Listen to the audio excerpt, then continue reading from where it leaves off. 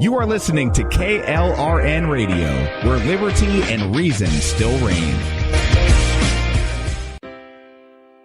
Most writers and radio show hosts know that to connect with your fans, you need to do more than just write books or record the latest podcasts. There are many different elements that go into forming an online platform, but there are also many hidden traps. To make matters worse, solid advice on how to survive the muddy waters is scarce. In the book Hidden Traps, I talk about some of the important issues of working with an online platform, highlighting traps that could put your physical or internet security at risk, or be harmful to your reputation. Are your social media posts just links with a few disjointed words, making you look like someone who can't complete a sentence?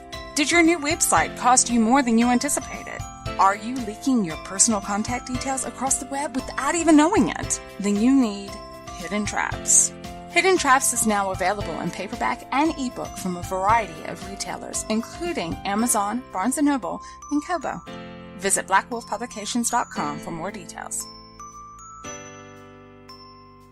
If you're 85 or younger, would you like peace of mind and comfort for your family? We're Final Expense Direct with an urgent message for you. The average funeral today costs over $8,000, but the most you'll get from government benefits is $255. How will your family pay the difference? We can help. Our senior plans start as low as just $1 a day and pay up to $30,000 for a funeral and other final expenses. Peace of mind is easy. There's no medical exam. You'll have lifetime coverage, and your plan can't be canceled as long as you pay your premiums. Call now for free information about our senior plans. Answer a few simple questions and receive approval right on the phone. Plus, call right now and we'll give you a discount prescription card for free. Call 800-553-8687. That's 800-553-8687. Again, 800-553-8687.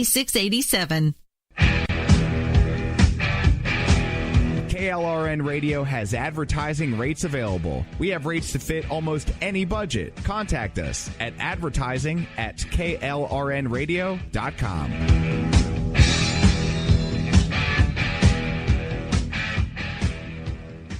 Everyone loves liberty. Our rights come from God, not the government. So why are you letting other people tell you what's best for your healthcare? Exercise your freedom with Liberty Health Share. Liberty Health Share is a community of people who voluntarily share one another's medical costs. Liberty Health Share is founded on the idea that most people truly want to help one another. Healthcare sharing allows members to do just that as a true community that supports one another in times of need. Liberty believes people should make decisions for themselves and their families. Members are able to take back the freedom to make their own decisions about their healthcare. Freedom from guilt or doubt about how your money is used. You have the freedom to direct your healthcare, not to be dictated to by bureaucrats. Stop letting others tell you what to do and join a community of like-minded people. Exercise your freedom. Join Liberty Health Share and take back the control of your healthcare while helping those around you. Call Liberty at 855-58-LIBERTY. Again, that's 855-58-LIBERTY for more information, or you can check them out at libertyhealthshare.org. Again, that's libertyhealthshare.org. My son was in the Army back during Desert Storm, but even then he wanted an MBA. He looked at a dozen schools, but only one offered the online education and flexibility he needed while he was in a tent in Iraq. Grantham University. Turns out that Grantham's been delivering affordable, relevant college and advanced degrees for over 65 years. Heck, if they can deliver a quality education to a soldier in a tent overseas, think about the flexibility Grantham can offer you so you can earn your degree too. It doesn't matter how complicated or full your life is. If getting a degree is on your bucket list, you'll want to do what my son did. You'll want to call Grantham. Find out how easy it is to get started on your education so you can check that college degree off your bucket list. Call Grantham right now, 800-910-1370. That's 800-910-1370. Flexible, affordable, relevant. Call 800-910-1370. At St. Jude, a family never sees a bill at all. It's like the world has been lifted off of your shoulders. St. Jude Children's Research Hospital. Finding cures. Saving children. Learn more at stjude.org.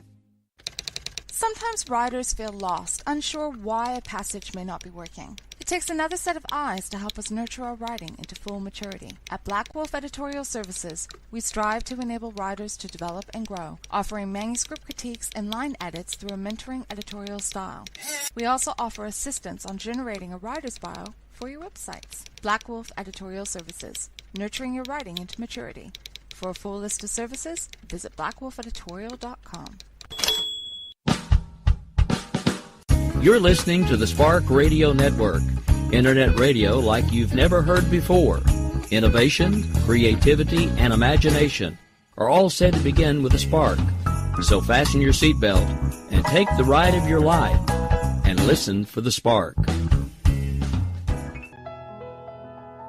Sometimes we need to slow down and remember the simple pleasures in life. Good coffee, good books, and good company. Come on in.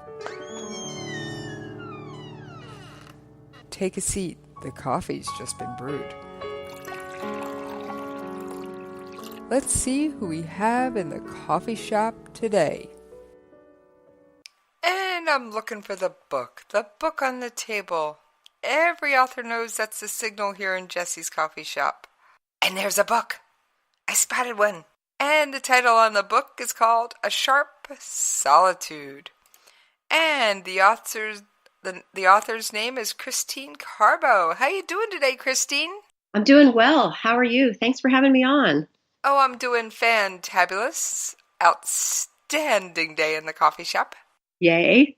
So you've got to tell me a little bit about A Sharp Solitude. Okay, well, A Sharp Solitude is the fourth book in an ensemble series that takes place in and around Glacier National Park in northwest Montana, which is where I live. I live in a little town called Whitefish, not too far from Glacier. And I call it an ensemble series because it's not just one character that threads all the way through, that I follow. It's I kind of pluck different characters out and they become the main protagonists in the next books. So this fourth book features a side character that was actually in the third book, which was called The Weight of Night, that came out last June. And so this book features her. Her name is Allie Page, and she's actually an FBI agent who works for one of the resident agencies, the local agency here in my hometown, or near my hometown in another town called Kalispell in the valley that I live in, which is called the Flathead Valley. And so she kind of gets drawn into this case that really isn't hers, and she's kind of snoops around on the edges where she doesn't belong to help out the ex-boyfriend. She wasn't married to him, but she actually had a child with him, and he becomes the main suspect in this crime, and she gets involved and becomes kind of in a precarious situation, not wanting to cross professional boundaries, but really wanting her daughter not to have a father who ends up in jail, because she actually has a backstory where her father was in jail and she kind of does not want to repeat that for her own daughter. So kind of becomes interesting that way. And I cover both her point of view and the father's point of view. And he's kind of a not like an off the grid kind of guy, but a little bit that way. He very much is a loner, likes to be out in the woods, out in the wild. And his job actually is that he has this dog that is a trained canine to a research canine for a program out of the University of Montana where they study the wild animals by having these dogs sniff out their scat. And so the dog basically finds the scat of whatever species they get trained in that species, and they find that, and they're able to discover all sorts of things about certain animals by studying just their scat, because they get the DNA and they get all sorts of hormone levels and stress levels and different things from that information. So I kind of have fun with that, with him being in the wild, but there's this whole FBI dynamic and family dynamic going on. I like to think of it as domestic suspense meets police procedural meets the wild in this particular book. They're not all that way, but this one is. It sounds fantastic. I mean, it sounds like you've got a little bit of, the wild meeting big police chaos. So exactly. And I love to play around with that element. All my books have done that. They've all kind of nudged up to, what is crime when it nudges up to wild spaces, wild places that, and how does that look when you have these ecosystems where there's their own kind of, they follow their own animalistic rules and wild rules. And then you have people following social norms, rules of law, but a very animalistic side to crime as well with human beings. So I like to explore those themes a little. Yeah, because I'm sure the wildlife doesn't know not to disturb the evidence. There's that. And that comes into play hugely in my first book, which was called The Wild Inside, that features a detective, special agent actually from the Department of the Interior, a series 1811, which is something I just researched and really didn't know very much about, but he was based in Denver and he comes up to investigate a pretty serious crime that takes place. And Glacier, however, is the last place he wants to be because when he was 14, he witnessed his father get mauled and killed by a grizzly bear while camping there one night. So he's kind of haunted by Glacier. And this case that he comes to research or investigate, is involves a guy who's been tied to a tree, kind of duct taped to a tree, yet a bear has mauled on him after he's passed away. So the evidence is really tampered with on that one. So you make the setting almost a character in and of itself. I do, and I get that comment a lot from my fan base, from readers, that the setting really feels like the continuing character in these books. That's awesome. And so now, one thing I want to clear up for the listeners, you mentioned that this dog is trained to track scat of a certain animal, and that's another way of saying poop, right? Correct. Yeah. Cool. And it can be, a dog can be trained in like a number of different species. And again, this is research that I've done. No, I haven't done any personal work in that at all. But it's really funny because they can be trained from like bats to elk to wolves to wolverines to pine martens, that kind of thing. So they can be trained in a and one dog can do all of those, but they just have to kind of get reacquainted with the one that's being worked on at the time. So, and there's ways of reinforcing that, probably just like a drug dog, or a dog that's trying to find a certain kind of cancer or a certain drug or a bomb. Sounds amazing. Now, sounds like you had to do a lot of research for your books. I do a little bit of research for each book, depending on what I kind of end up wanting to explore. And, I kind of come across ideas by just the way a lot of authors do. I read something somewhere just in passing and it sticks with me and my mind keeps going back to it and hooking onto that. And then I really realize, I think I might have something I need to explore further. And then I end up researching that topic. But I don't want to over-research something because that can also be, it can be a little bit heavy when you start to write, if you know too much. And then you tend to not use the element of surprise as much. And so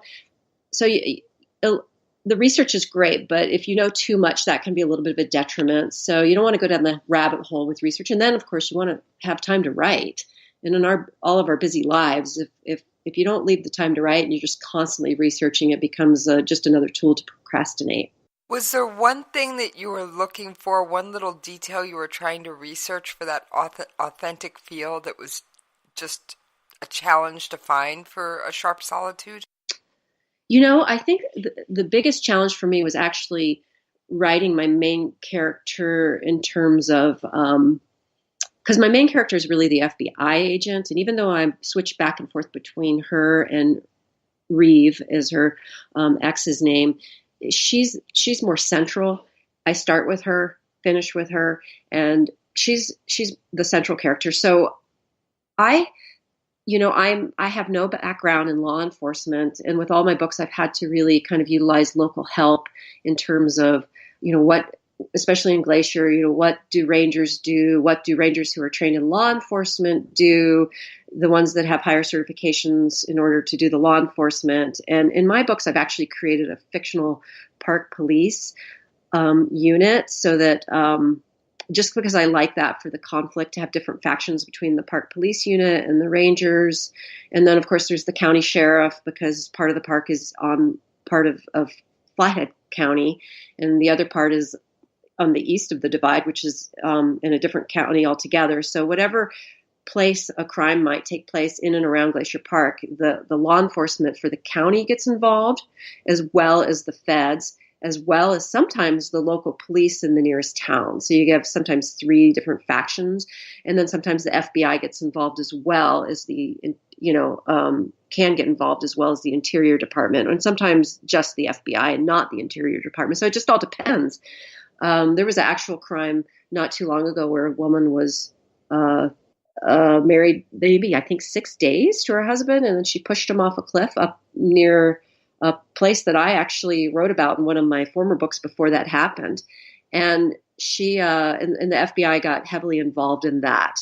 And I think it was featured in People magazine and stuff. It was kind of a national story. I don't know if you remember it, but anyway, so that exploring the different law enforcement stuff is really interesting, but I find that it's hard for me because I don't have that background. And so I always have to kind of learn what it would be like. And in this case, I had an ex-FBI agent out in Portland who was of great help to me. And we would have long conversations on the phone about like, what does an FBI agent in a resident agency do? And, how does it all work with them reporting to their field office in Salt Lake City for this area? And how do all those dynamics interrelate?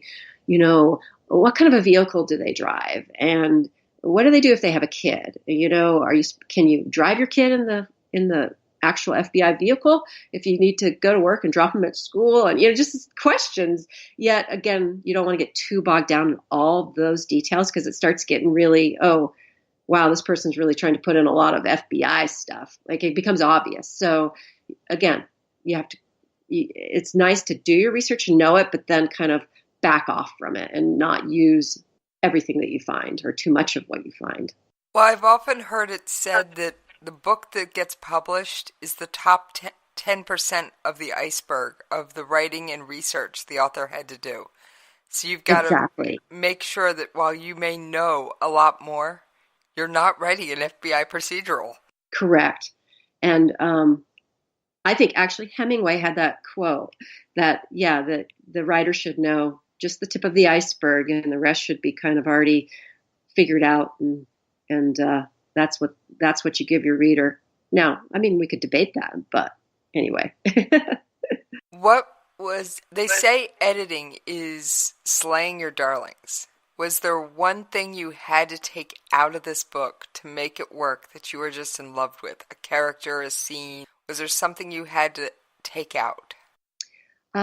There wasn't like a whole scene that I had to take out, but I have to tell you, in all 4 of my books so far, because my character is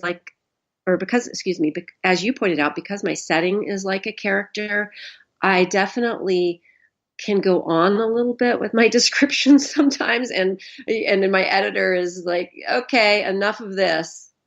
Take this out. And I'm like, really? Oh my God, I described that so beautifully, but I have to take it out and I have to kill those gems, those darlings where I think I've just been so poetic of my description of something, and then I basically have to slay it and get rid of it. So that's, I think, very characteristic for me, and I don't mind doing it because I realize it just makes for a better read. I mean, you don't want to get bogged down in too much description, but some readers love a little bit of that, but not too much of that.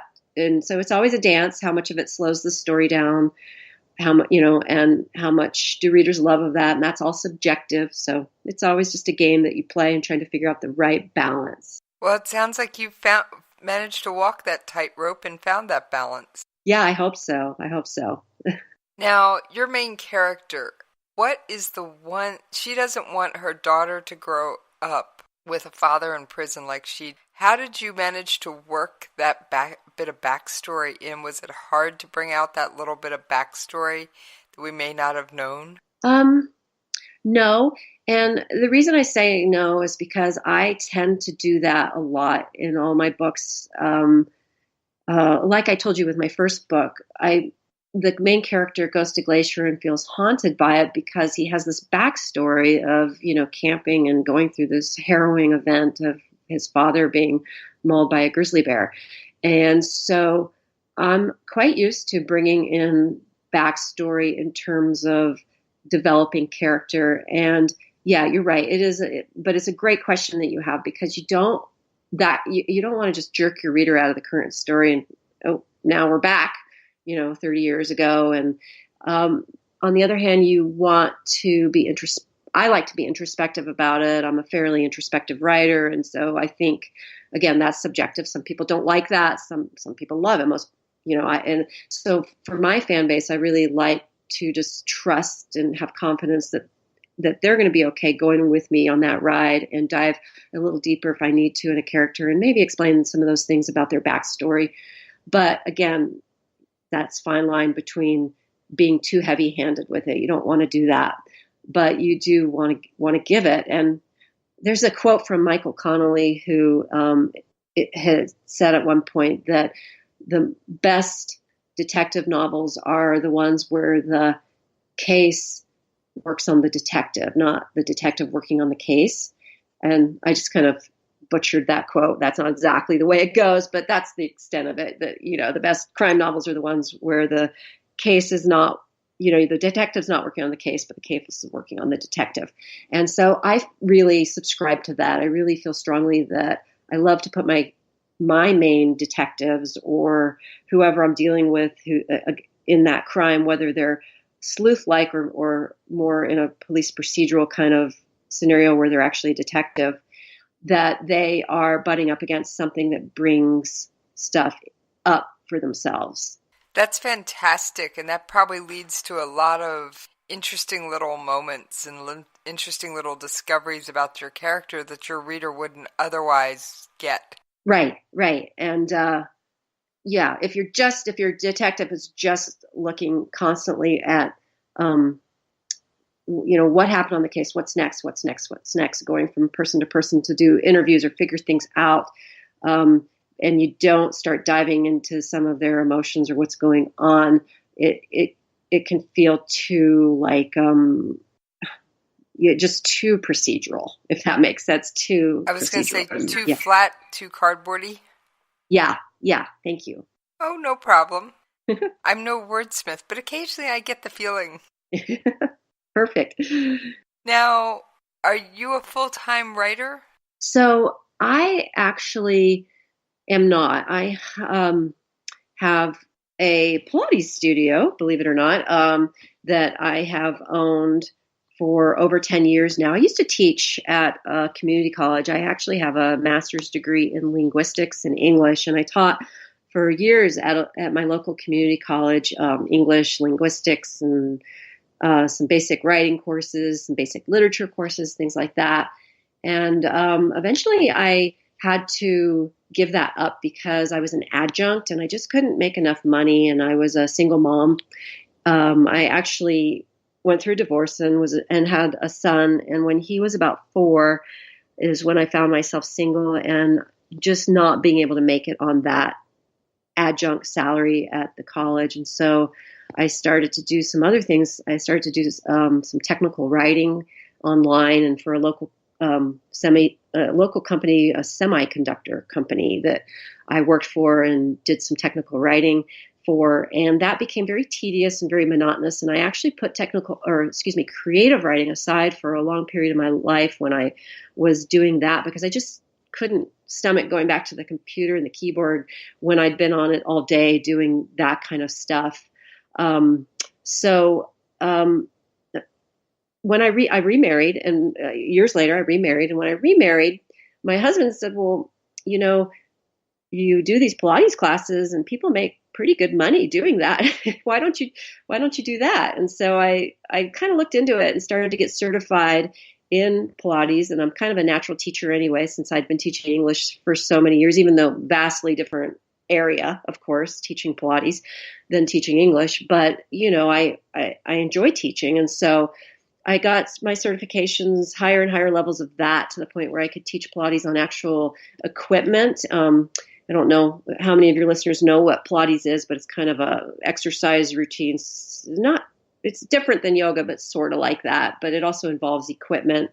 And I opened a studio that has this equipment in it, and was able to kind of do privates with people and small group classes and things like that, and charge a lot more than I would have made, say, teaching like at a health club or something like that.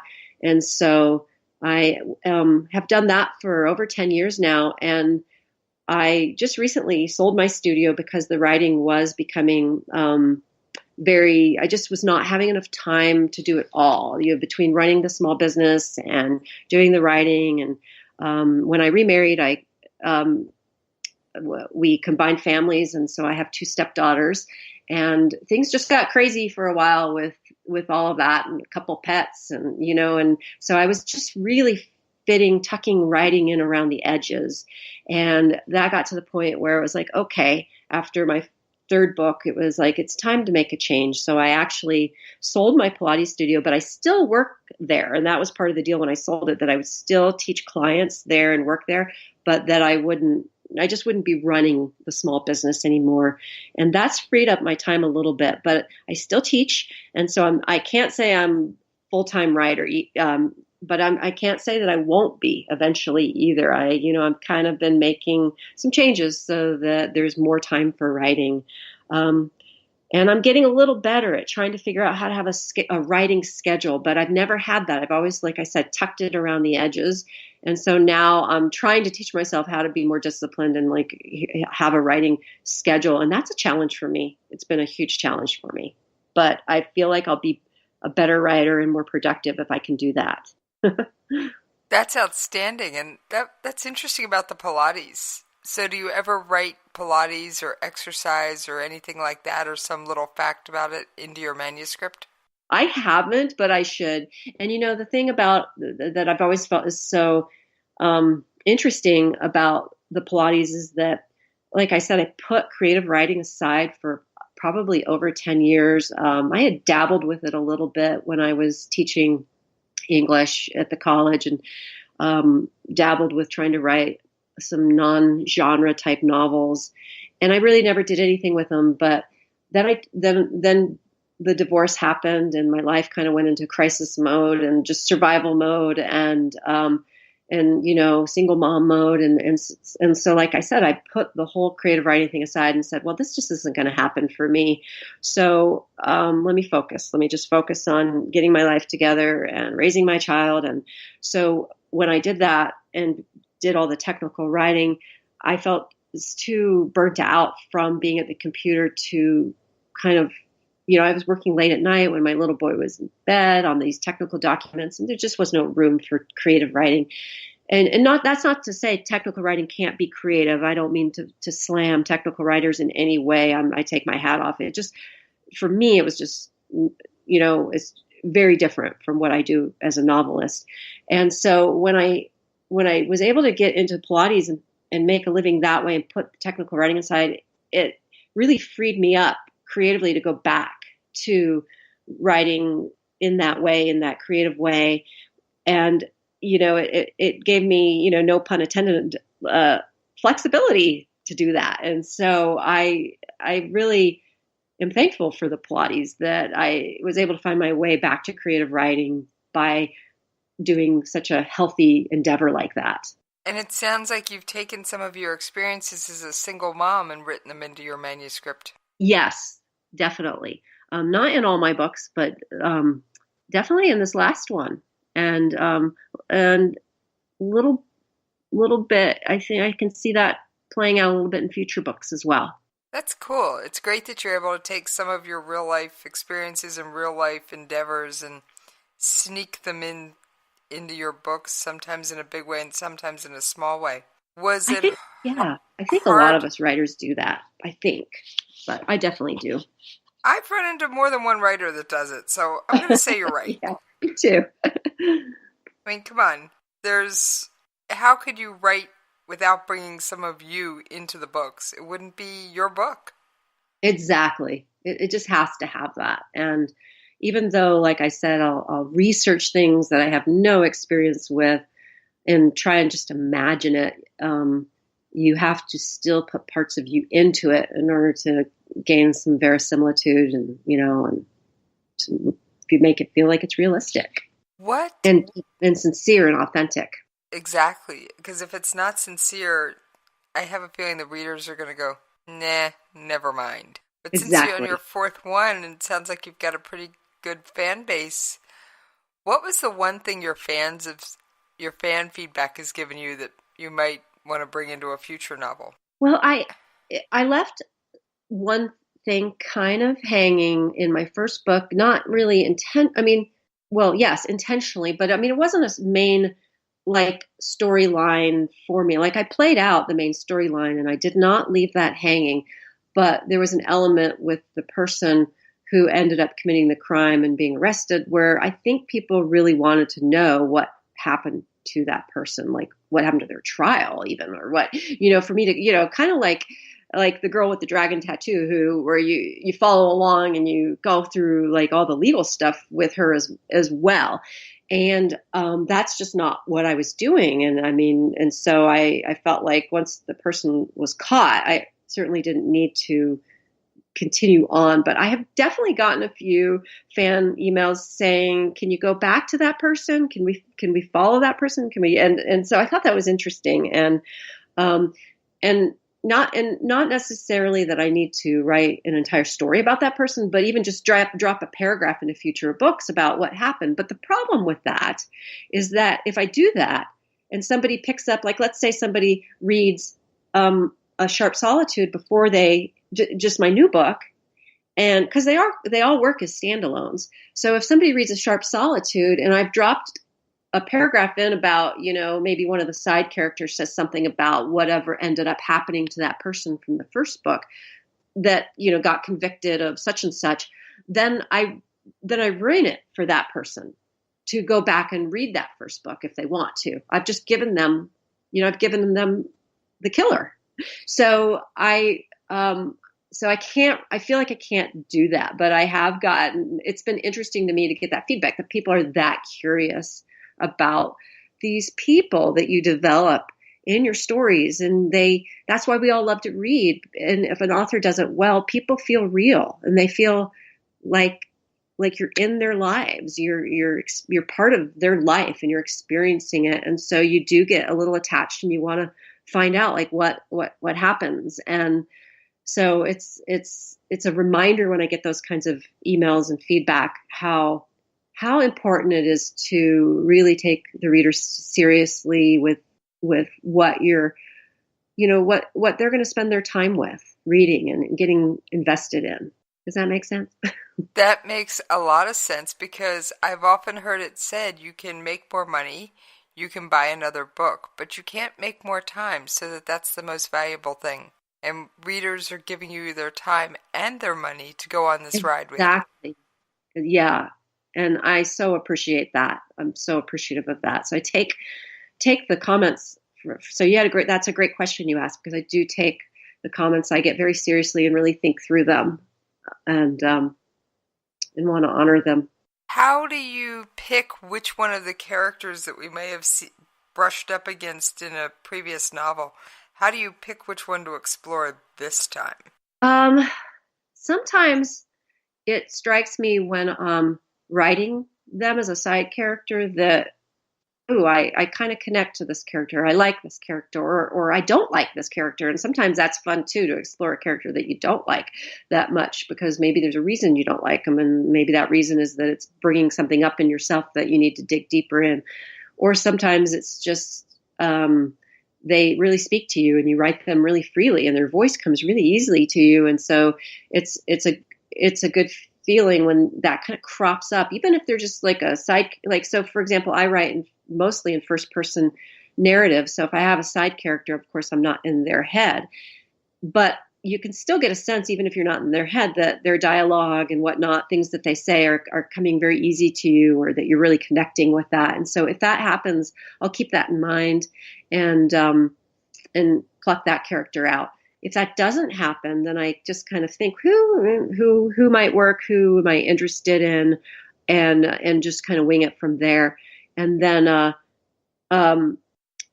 sometimes I get myself into trouble because I really have a new idea and a new concept that I want to explore. But the only way it'll work is if I have not said too much about that side character in a previous book, because if there's too much information that I've dropped and then it doesn't work with my new plot, I can't use them, even though I really love them. And so that I hate that when that happens. But that just actually happened to me because I'm starting to work on a 5th book now, and I wanted to pluck a character from my 4th book, but I got all the kind of a few things worked out in my head that I wanted to explore. But then I went back and checked, what all did I say about the side character? And it's like, no, it just doesn't fit. The fit just isn't there because the history that I've dropped about them no longer works with the history that I've got in mind for that character for the new book. So then I have to figure something else out.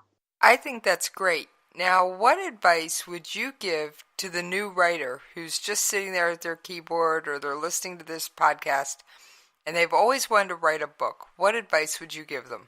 Oh, a couple things. One is just do it. The Nike thing, right? Just do it. Just start and, make time, whatever time you can. Like I said, I fitted around the edges. It was not pretty. It might be late at night. It might be just a couple hours on the weekend, even if I didn't write all week. And I mean, there's all sorts of advice for writers about if you're going to be a writer, you have to take it very seriously and be professional about it. A professional golfer golfs every day. So if you're a professional writer, you should write every day. And although I it's not that I disagree with that, but I think there's more ways than one to skin a cat. And I think that if you can just do it by only writing weekends, that's fine. Nobody should tell you that doesn't work, that, that all you have is weekends. And so you write during the weekends, or all you have are, maybe every third night you write, or every other night you write. But, it's just because you don't write every day doesn't mean you're not professional or that you're not good enough to do this and make it happen. And so that's my first thing, is just do it in whatever way it works for you. My second thought is, be stubborn about it, be bullheaded about it, because, if you want this thing, then just get it. Don't let anybody deter you. Don't let anybody bring you down about it, and just go for it and just be bullheaded.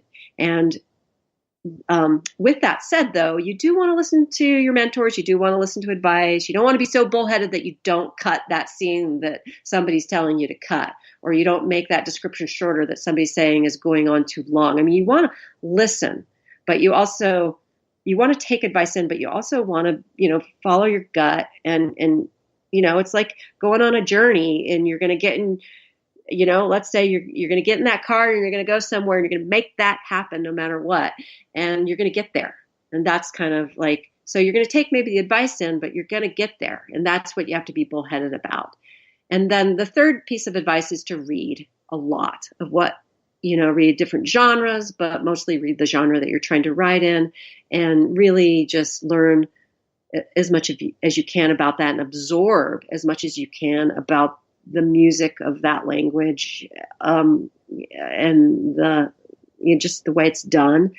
And even if you're not paying attention to it, it will sink in. Even if you're just going for the ride, enjoying the story, and not thinking about like how the author is crafting something, those tones of storytelling will sink in, and it'll make it easier for you when you do sit down to write. Things like the pace and things like that often tend to sink in. Exactly. In fact, I've heard people say, don't write what you write what you read, because you know the type of characters you like, the pacing. What works for you. Yeah. Exactly. Yeah. Well, we have reached the time to take that wonderful commercial break. So I'm going to pour you a cup of coffee, and we will see all of you on the other side.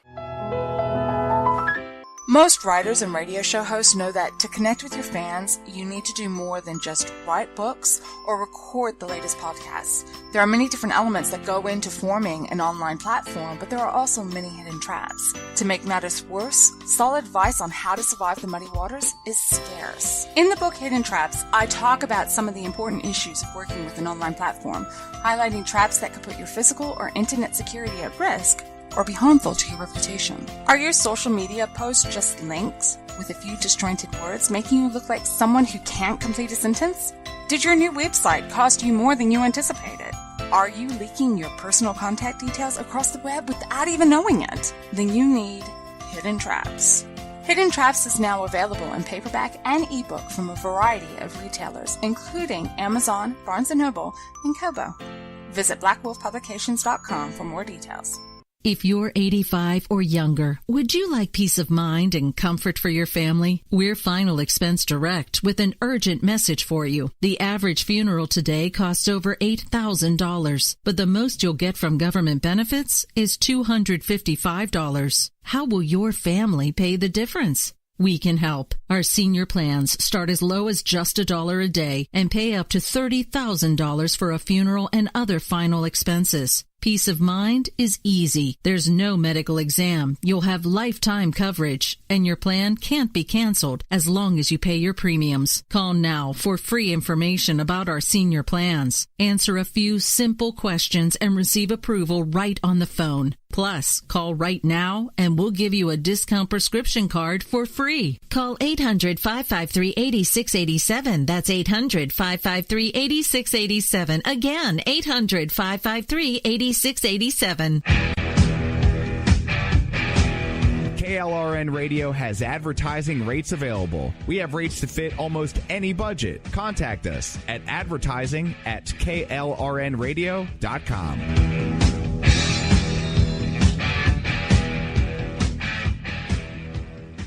Everyone loves liberty. Our rights come from God, not the government. So why are you letting other people tell you what's best for your health care? Exercise your freedom with Liberty Health Share. Liberty Health Share is a community of people who voluntarily share one another's medical costs. Liberty Health Share is founded on the idea that most people truly want to help one another. Healthcare sharing allows members to do just that as a true community that supports one another in times of need. Liberty believes people should make decisions for themselves and their families. Members are able to take back the freedom to make their own decisions about their health care. Freedom from guilt or doubt about how your money is used. You have the freedom to direct your health care, not to be dictated to by bureaucrats. Stop letting others tell you what to do and join a community of like-minded people. Exercise your freedom. Join Liberty Health Share and take back the control of your health care while helping those around you. Call Liberty at 855-58-LIBERTY. Again, that's 855-58-LIBERTY for more information, or you can check them out at libertyhealthshare.org. Again, that's libertyhealthshare.org.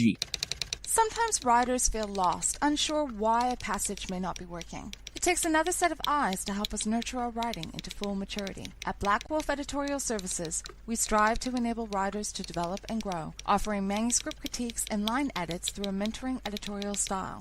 We also offer assistance on generating a writer's bio for your websites. Black Wolf Editorial Services, nurturing your writing into maturity. For a full list of services, visit blackwolfeditorial.com.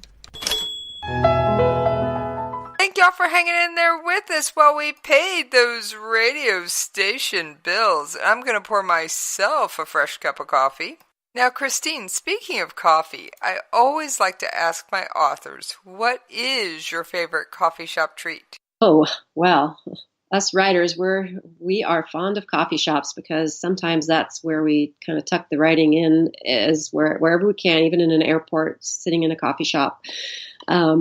But so I like Americanos with cream, lots of cream, lots of room for cream.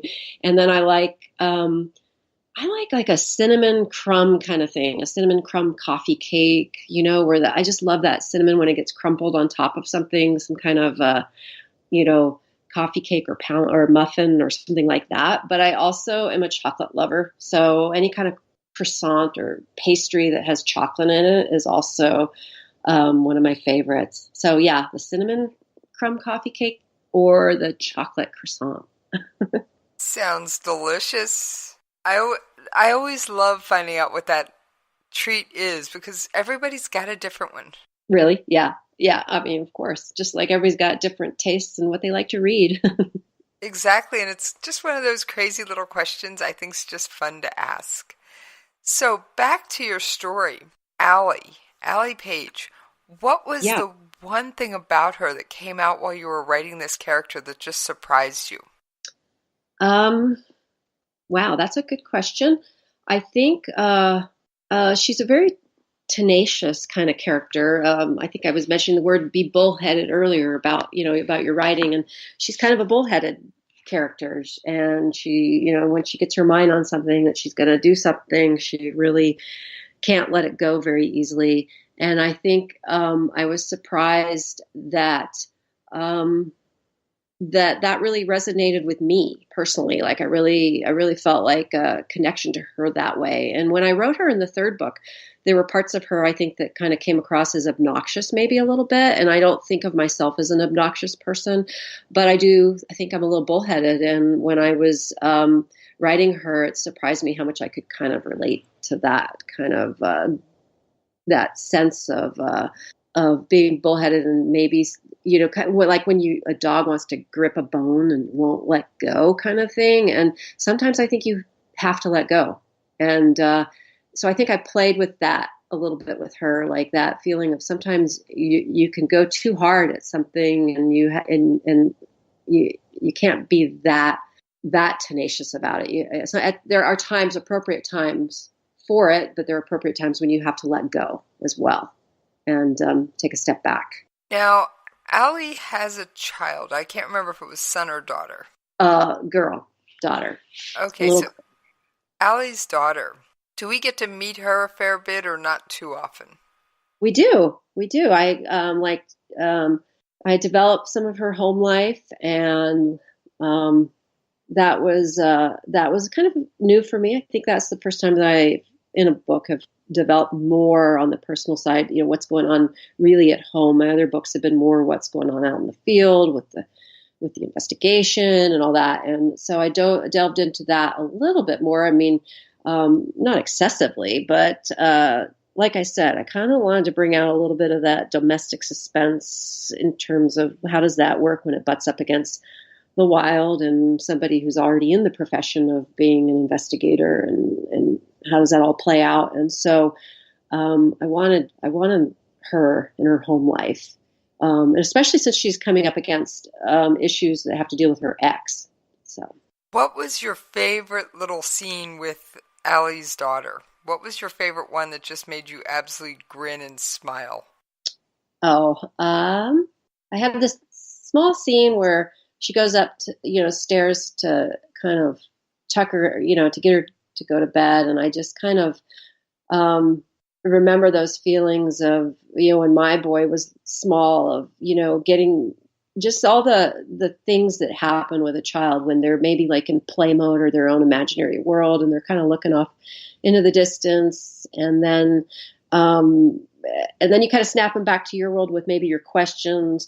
And then they get to talking, and at the age of 5 or 4, 5, 6, they just talk like nonstop. And it's so amazing when you have a child that just chatters on and on and on and on. And you're like, what is this? Like as a mom, if you've never had kids before, when you start to see that, it's just amazing. It's like a part of you is like, okay, you want to cut it off because it's like, that's not okay. You're not supposed to talk that much. And I've got things to do, and I want to get you to bed, and I don't want you to keep talking.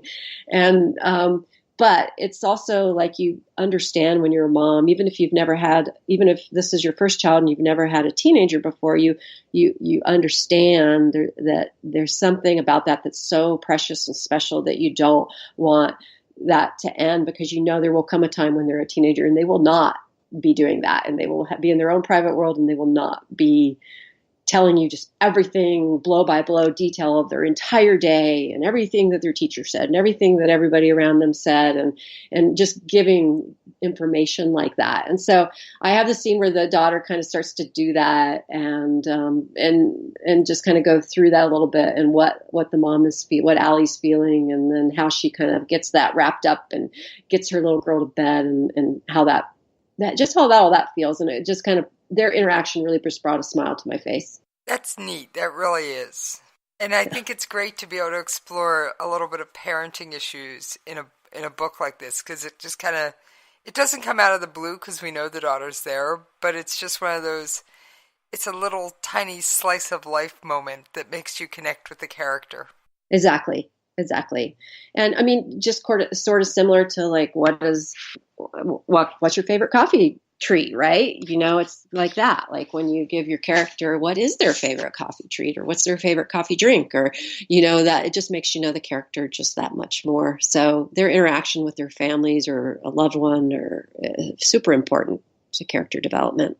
You've mentioned you had to do some research and call on, retired FBI agents and local law enforcement. How did you come in contact with these people? How did you develop these resources so that you had them to call on? Well, it wasn't easy in the beginning because I'm sort of shy and, like I said, no background or anything. So you feel like very like, well, I want to write this. I want to write a mystery. I want to write crime fiction, and because that's what I like to read, and I want to write this. But I know nothing about law enforcement other than what I've read in books, and that just doesn't seem right to try and dive in without understanding it. So from there, it's just like talking to friends, like, who do you know? Who knows somebody who knows a cop, or who knows somebody who knows, and so I asked a friend, and I was lucky. He knew the former chief of police of my town. This was, maybe 5 or 6 years ago, when I was getting started in the whole kind of crime fiction writing genre world. And he said, I'll mention to him about you and see if he'd be up to talking to you. And of course, I was kind of embarrassed because it's like, at that stage when you haven't even written your first book and you haven't gotten published, you don't feel legitimized. You don't feel like, oh, can I really take this person to coffee and ask them about their job and just say I'm going to write a book? And you can just see the eye rolls, like, yeah, right, you're going to write a book, like everybody's going to write a book. But so you feel silly, I guess, but you just have to get past that. And I did, and I took him to coffee, and the thing is, everybody's so helpful, and that's what you come to learn, is there's no reason to be shy and scared to reach out and ask people, because people really love to educate people and talk about what they do, and within reason, and without, they're not being unprofessional or anything. They have to be very professional about it, and they tell you that, but they're really great. And the chief of police that I took to coffee just really laid it out. Just this is what you do. This is the way an investigation starts. This is the way it proceeds. This is how it works up in the wild, in a place like Glacier Park. This is how the different law enforcement factions work together. This is who handles, forensics. This is who, and so he just kind of laid it out for me, which was super helpful. I took copious notes and went from there. And then in my second book, I had ended up interviewing a lead ranger in Glacier Park who'd been there a long time and who just knew everything about the place. And he helped quite a bit more with that. And then in my third book, I think I used both of them and a couple other cops that I had gotten to know in the meantime. And then I think I mentioned earlier in my fourth book that there was an FBI agent who is ex-agent now, but lives in Portland. And we spent some time on the phone, and he just kind of answered all my questions. And then there's research, and then you go to writers conferences or writer fan base conferences, like BoucherCon or Left Coast Crime or some of those conferences, and you meet other authors. And a lot of times those other authors, lo and behold, are former cops, former SWAT team, former FBI, and so you get to meet them too. And they're really great to talk to because they're also writers and they really understand the process, and they'll give you their card and call me, you'll say, oh, I have a character who's this, but I have no background in law enforcement. Can you help me? And they're like, absolutely. Give me a call if you need anything. And so So that's just kind of it just gets easier and easier because of that. Once you kind of get immersed in the world of writing and you start to meet more and more people who are grappling with the same things you are. That's great. That's neat advice. And interesting just in general. I always wondered how writers get these little bits of information that are real that they put in their novels. So that's partly it for sure. I think what we write down during a phone call with somebody who has, interesting information about the real work that they do or have done in the past. Now, it sounds like you've been to Glacier National Park more than once. Oh yeah. Yeah, I like to think of it as my backyard, and I love it there, and I've spent a lot of time there hiking many, many, many miles. And I've just loved it for a long time, and so I have a lot of fun setting my books in and around the area. I mean, it's not just Glacier, it's kind of the whole Northwest, all the different lands that are around where I live. I explore those as well in my books, and just the communities and the tenaciousness that comes in communities that live in kind of rugged areas like I live in. And, but there's also poverty where I live. And so, right outside of Glacier, there's actually quite a bit of drug use and meth production and different things like that. And, and the heroin epidemic, the opioid epidemic is definitely in rural Montana. And Montana, by and large, is rural. The whole thing is kind of rural. I mean, we have cities, obviously, but they're not huge cities. I think the population of Montana is less than 1 million people. And so it's interesting to explore like the communities and crime within those communities, because we actually do have quite a bit of crime, even though we're not a New York City or a LA or, some big, huge city. It's just because small town America anymore, I think, is grappling with these issues that, joblessness and poverty brings. And yet at the same time, we've got communities that are kind of Aspen Vale-like, where people with lots of money come in and build, huge second homes that are, like mansions or, little mini mansions. And those are not very far from the trailer park down the road. And so you have all these interesting dynamics between really wealthy people who come in and want to do the mountain thing and take advantage of all that Montana has to offer as far as its beauty, versus the people that are just really trying to scrape by, and timber companies that have closed, or mining companies that have closed, and not much work. And how do you make your living off of just the tourism? And so just lots of interesting dynamics to explore. I was going to say, what's your favorite place in Glacier National Park to visit? I'm sure you have one that you just, I want to go sit there, or I like to hike in this trail. I'm sure there's one. Okay, so there's this great trail in Glacier Park. It's called it's a pass, and it's a trail that goes over the pass. And it's called Siey Pass, SIYEH, I believe. SIYEH, Siey Pass. And it's, if you are ever in Glacier and feel like that kind of a hike, I think it's about 9-10 miles. So it's a bit of a hike, but it's gorgeous. It goes through this area called the Sun Rift Gorge. And it's just a beautiful hike, and it's one of my favorite. You can do it in a day. You don't have to camp overnight to do it. And you get really high up, so you see great views, and then, and you see a glacier, even though it's quickly fading and disappearing. The glaciers in Glacier Park are disappearing. And, but you get to see a bit of one of those, and you get to come down through the Sun Rift Gorge, and it's really awesome. Sounds absolutely beautiful. So have you written that particular spot into your book yet? No, I have not. I think I might have made mention to it. Maybe like some other hikers were going to go do it. Maybe. Actually, I don't actually think I did. So I might do that, though. Thanks for the tip. Thanks for the idea. Sounds like Fido likes it, too. Can you hear that? Yeah. He's getting excited, too. Hey, we encourage input from all species on this show. What can I say? Well, and he clearly wants to have his input. And I hope it doesn't go on too much longer. I was going to say, do you want me to pause it for a minute while you go investigate? That would be great. Thank you. I'll hurry. Now, we've talked a lot about settings and character development and Allie Page and her daughter. What would Allie's favorite coffee shop treat be? Oh, I think Allie would be a black coffee kind of gal. And I think she would like a cinnamon roll. Awesome. That's what I think. Yeah. Awesome. Just a good old cinnamon roll. Oh, they're delicious too. Yeah.